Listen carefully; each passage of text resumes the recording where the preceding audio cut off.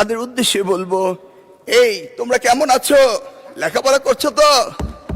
লেখাপড়া করতেই হবে, নকল প্রস্তফা জালিয়াতি কোনো কিছুই আর চলবে না। এহসানুল হক মিলন, মাননীয় মন্ত্রী, আপনার সময় 8 মিনিট।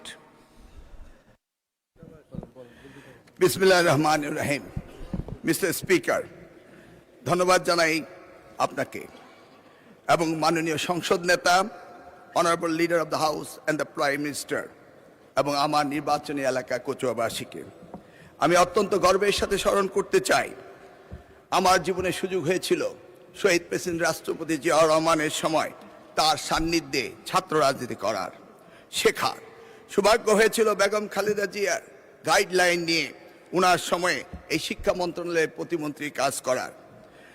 আমি আজ কৃতজ্ঞ ও সৌভাগ্যবান শহীদ রাষ্ট্রপতি জিয়াউর রহমান ও দেশনেত্রী বেগম খালেদা জিয়ার রক্তের উত্তরসূরি তারেক রহমানের নেতৃত্বে বাংলাদেশে এই ঐতিহাসিক পথ চলার অংশ হতে পেরে।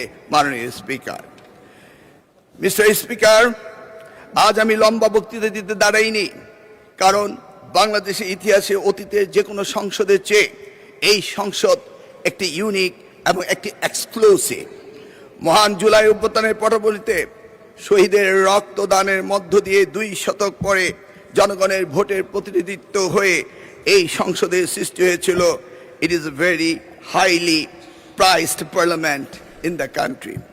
যে কারণে লম্বা বক্তৃতা নয়, আমরা অনেকেই জানি এই অল্প সময়ের ভিতরে বক্তৃতা আমি দিচ্ছি, তার কারণ আমরা দেখেছি আমেরিকার প্রেসিডেন্ট আব্রাহাম লিঙ্কন তার জীবনের সবচেয়ে সংক্ষিপ্ত বক্তৃতায় একটি এমন উক্তি করেছিলেন যা যুগ যুগ ধরে মানুষের মনে রয়েছে, the government of the people, by the people, for the people. মাননীয় স্পিকার, এই মহান সংসদে আমি দাঁড়িয়ে আজকে আমার শিক্ষা ব্যবস্থার উপরে 2টি কথা বলতে চাই। আমি দেখেছি শহীদ রাষ্ট্রপতি জিয়াউর রহমান মাত্র 16 দিনের জন্য তিনি শিক্ষামন্ত্রীর দায়িত্ব নিয়েছিলেন এবং তিনি এই শিক্ষার ব্যাপক পরিবর্তন এনেছিলেন।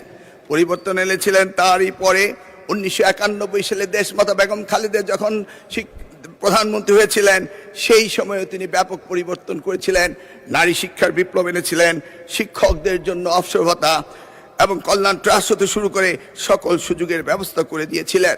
মাননীয় স্পিকার, আজকের এই প্রেক্ষাপটে আজকে আমাদের প্রধানমন্ত্রী তিনি নতুন ঘোষণা দিয়েছেন, 1 teacher 1 tab, free wifi, multimedia classroom হতে শুরু করে বিনামূল্যে স্কুলের ড্রেস এবং স্নাতক পর্যন্ত মেয়েদের উপবৃত্তির ব্যবস্থা, শিক্ষা খাতে মৌলিক বৈষম্য নিরসন এবং প্রাথমিক শিক্ষায় mid day meal, learning youth happiness হতে শুরু করে অসংখ্য, আমার এই স্বল্প সময়ে তা অসম্ভব নয় বলে আমি আর বাড়াচ্ছি না।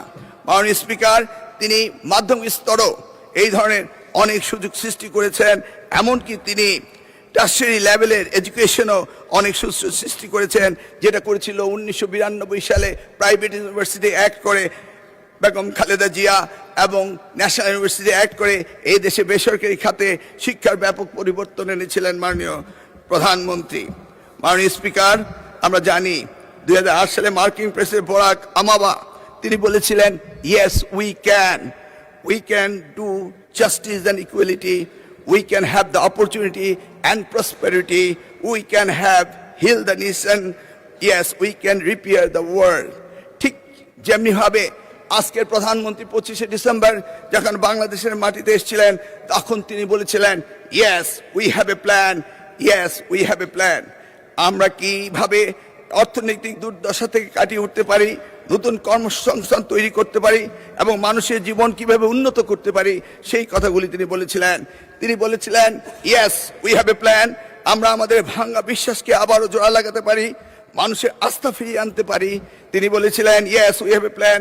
আমরা এই জাতিকে সুস্থ করতে পারি, ঘৃণা ও বিভাজনের রাজনীতি থেকে ঐক্য এবং ফিরিয়ে আনতে পারি। Yes we have a plan. আমরা শুধু একটি দেশ নয়, পুরো পৃথিবীর জন্য পরিবর্তন আনতে পারি। Yes we have a plan. তার জন্য পুরনো বস্ত্রপ্রথা রাজনীতি থেকে বেরিয়ে আসতে হবে, ক্ষমতায় থেকে টেনে ফেলার রাজনীতি বাদ দিতে হবে, সমৃদ্ধ বাংলাদেশের পথে ঐক্যবদ্ধভাবে এগিয়ে নিতে হবে। মিস্টার স্পিকার, আমি সংক্ষেপে একটা কথা বলতে চাই। আজকের দিনে কিছু কিছু পাপের কথা উঠলেই কোথাও কোথাও বিশেষ প্রতিক্রিয়া দেখা দেয়। আমরা দেখেছি কারো কারো শরীরে জ্বালা ধরে, কিন্তু কেউ কেউ শুনতে না চাইলো আমরা কি পাপের কথা ভুলে যাব? চাইলে কি সব ভুলে যায়? মিস্টার স্পিকার, আমরা সবাই জানি কিছু পাপ আছে যার কোনো ক্ষমা হয় না, যদিও না ক্ষতিগ্রস্তরা সেই ক্ষমা না করে দেন যেটা আমাদের পবিত্র কোরআন শরীফে রয়েছে। আমরা বাস্তবতায় অনেক সময় অনেক কিছু মেনে নেই, উপেক্ষা করি, হজম করি এবং কম্প্রোমাইজ করি, কিন্তু তাই বলে পাপ কি কখনো মুছে যায়? উত্তর একটাই, পাপ কখনো মুছে যায় না।